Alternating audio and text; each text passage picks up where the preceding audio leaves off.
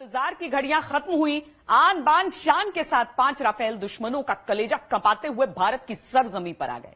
Water salute के साथ Rafale का स्वागत किया गया। प्रधानमंत्री ने संस्कृत में ट्वीट करके राफेल को देश की शक्ति का अहम हिस्सा बताया। तो रक्षा मंत्री ने कहा कि अब दुश्मनों को सोचना होगा। आइए देखते हैं वो एक्शन पैक्ड 2 घंटे 7 मिनट जब राफेल अबू धाबी से अंबाला तक पहुंचा।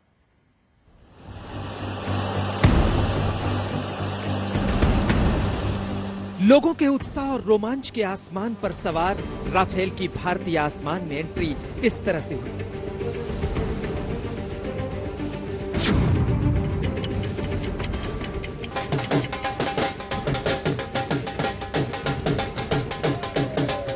जोश हाई हुआ और होश ने पूछा 5 की जगह 7 कैसे। एयरफोर्स ने बताया 2 सुखोई 30 विमान हैं जो राफेल को स्कॉट कर रहे हैं। बादलों के ऊपर खास शानदार एरो फॉर्मेशन बनाकर दीवानों की तरह चलते हुए दुश्मनों का दिल जलाते हुए राफेल अंबाला एयरबेस की ओर उड़ चले। मगर उससे पहले ही आईएनएस कोलकाता ने राफेल के पायलट से संपर्क साधा और राफेल का जोरदार स्वागत किया। Welcome to the Indian Ocean. Naval Warship Delta 63, Arrow Leader, many thanks. Most reassuring to have an Indian warship guarding the seas. Arrow Leader, Delta 63, may you touch the sky with glory. Happy landings.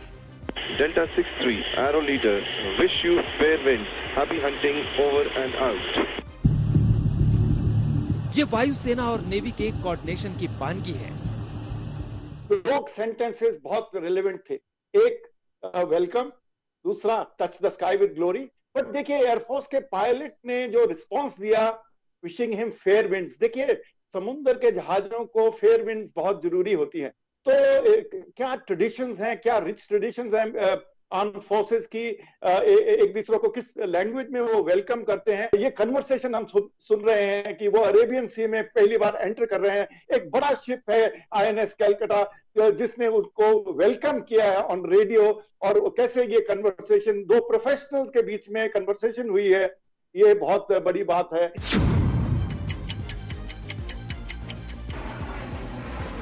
बातचीत के चंद मिनटों बाद Rafale Mumbai के air space में पहुंच गए थे। इंतजार की उल्टी गिनती शुरू हो गई थी, लेकिन पायलट्स ने इत्मीनान के साथ अंबाला तक का सफर तय किया।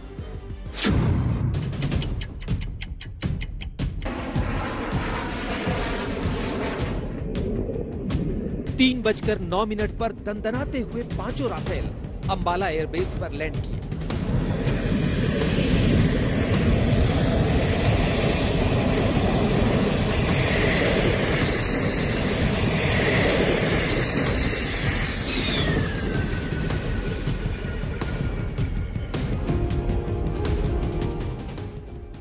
एक साल पहले ही फ्रांस जाकर राफेल की शस्त्र पूजा कर चुके रक्षा मंत्री ने राफेल टचडाउन का वीडियो शेयर करते हुए लिखा,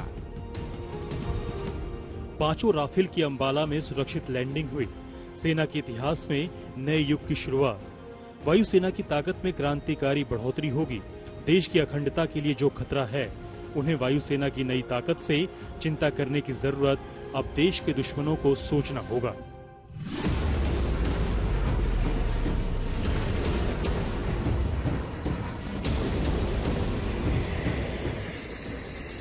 ये राफेल है राफेल, इसके गुण दुनिया गाती है और ये भारत के पास है।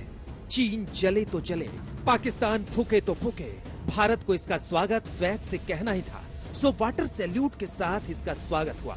खुद प्रधानमंत्री नरेंद्र मोदी ने भी इस शक्ति की साधना अपने अंदाज में की। राष्ट्र रक्षा समम पुण्य, राष्ट्र रक्षा समम व्रतम, राष्ट्र रक्षा समम यज्ञो, दृष्टो नैव च। यानी मैं राष्ट्र रक्षा जैसा न तो कोई पुण्य देखता हूँ, न राष्ट्र रक्षा जैसा कोई व्रत, और न ही राष्ट्र रक्षा जैसा कोई यज्ञ। और राष्ट्र रक्षा में राफेल कितना कारगर होगा, ये चीन और पाकिस्तान की कपकपी बता रही है। खैर, इस यादगार मौके का गवाह खुद air chief marshal RS Bhadauria भी रहे। 3 राफेल का नाम इनके नाम पर भी रखा गया है। डिप्टी एयर चीफ मार्शल रहते हुए राफेल डील में इन्होंने अहम भूमिका निभाई थी। रिटायर हो चुके कई एयर चीफ मार्शल्स और जनरल्स भी दिन भर आज तक के साथ रहे। इनकी खुशियां खनखनाती रही। इसकी टेक्नोलॉजी बहुत ही हाई है और कई सालों के बाद हमने नया फाइटर एयरक्राफ्ट इंडक्ट किया है, तो वो मेरे को बहुत खुशी है क्योंकि 2007 से इसकी प्रक्रिया चालू थी। बीच में काफी अड़थले थे, काफी डिफिकल्टीज थी, लेकिन we have finally manage to get Rafale. बहुत ही बढ़िया। मैं बहुत अब हम दुनिया की ऊपर वाली 3 शक्तियों में हम शामिल हैं जिनके पास ऐसी गन को हेलीलिफ्ट करने का मौका मिला। अब रफाल आ गया है, तो रफाल जब जैसे ही आते जाएंगे हमारी क्षमता बढ़ती जाएगी। और तीसरी बात मैं बताना चाहता हूं, आजकल के युद्ध क्षेत्र में जॉइंट वॉरफेयर होती है, उसमें आर्मी, नेवी, एयरफोर्स इकट्ठे प्लान बनाते हैं और उनका सीडीएस जो है वो इसीलिए अपॉइंट किया गया है ताकि वो सबके बीच में एक तालमेल हो जाए। इसमें ऐसे सिस्टम्स हैं कि जो इलेक्ट्रॉनिक वॉरफेयर, मतलब अगर कोई रेडार हमको पिकअप करना चाहता है उसको हम जैम कर सकते हैं, उसको जैम करके फिर हम आगे बढ़ सकते हैं। अगर जमीन का कोई रेडार हमको नहीं पिकअप करे या एयर टू एयर कोई रेडार हमको नहीं पिकअप करे तो फिर हमारे ऊपर कोई मिसाइल फायर नहीं कर सकता।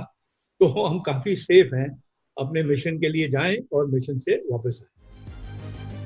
इसी राफेल को लेकर भारतीय राजनीति में कैसे कैसे तूफान आए थे, लेकिन फ्रांस से निकलकर राफेल सोमवार को जब भारत के लिए रवाना हुआ तो तूफान चीन और पाकिस्तान जैसे दुश्मनों के खेमे में उठा। अबू धाबी में 5 राफेल एक दिन रुके। यहाँ रिफ्यूलिंग हुई। हवा से हवा में रिफ्यूलिंग की तस्वीरें एक दिन पहले ही आ गई थी।